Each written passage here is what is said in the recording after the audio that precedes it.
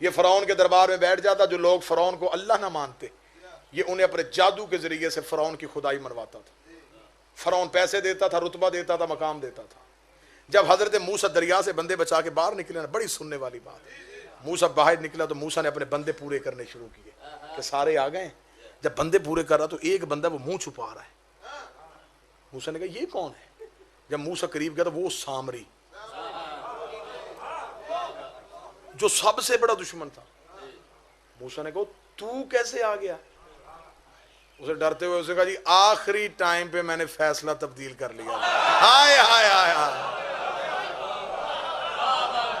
بالکل آخری وقت میں. ساری زندگی میں اس کے دربار میں رہا, وہ نوازتا رہا, میں آیا اسی کے ساتھ تھا. جب تو دریا میں تو نے یوں اپنا گھوڑا ڈالا نا تو میں پریشان ہوا. میں نے کہا پانی میں گھوڑا, تو میں نے دیکھا رستہ تھا.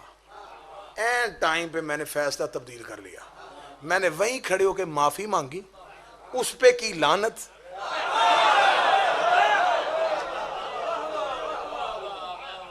میں آ گیا تیرے پیچھے, میں تیرے پیچھے آیا تو میں گزر آیا, میں بھی نکل آیا. موسیٰ نے منہ آسمان, میرے اللہ یہ کیوں بچ گیا؟ فرمایا یہ نہیں بچا, امام اچھا تھا. کوئی بات سمجھ آ رہی ہے یا نہیں آ رہی؟ امام بہتر تھا. پھر اس نے موسیٰ کے ساتھ پھر منافقت کی. حضرت موسیٰ چلے گئے کوہ طور پہ 40 دن کے لیے.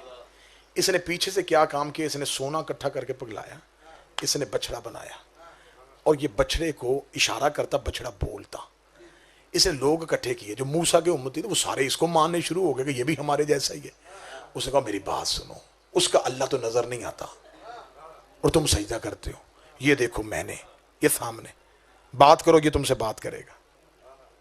اب اتنا شعور تو ان کے پاس تھا ہی نہیں. فرعون کے دور کے لوگ تھے, انہوں نے فوراً کہا. اس نے کہا پھر اس کا مطلب کیا؟ اس نے کہا اسے سجدہ کرو.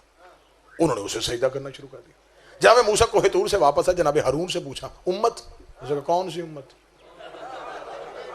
قرآن میں پورا واقعہ لکھا ہے کہ حضرت موسیٰ جلال میں آئے, اور قرآن کہتا ہے جناب ہارون پہ لپکے کہ تو نے میرے بعد امت کے ساتھ کیا سلوک کیا؟ فرمایا میں نے نہیں کیا. وہ جو سامری جسے بچایا تھا نا, یا میرے بادشاہ حسین, ایک بندہ بول پڑے لیکن اس جملے پہ بول پڑے. یہ شروع سے عادت ہے, جنہیں نبی بچا لیتے ہیں یہ بعد میں نبیوں کے مقابلے پہ آ جاتے ہیں. آئے آئے, جنہیں نبی بچاتے ہیں یہ بعد میں اسی نبی سے دشمنی کرتے ہیں, جو پتھر مارتے ہیں. اچھا تو یہ سامری کا کام ہے؟ ہارون نے کہا جی جناب سامری کا.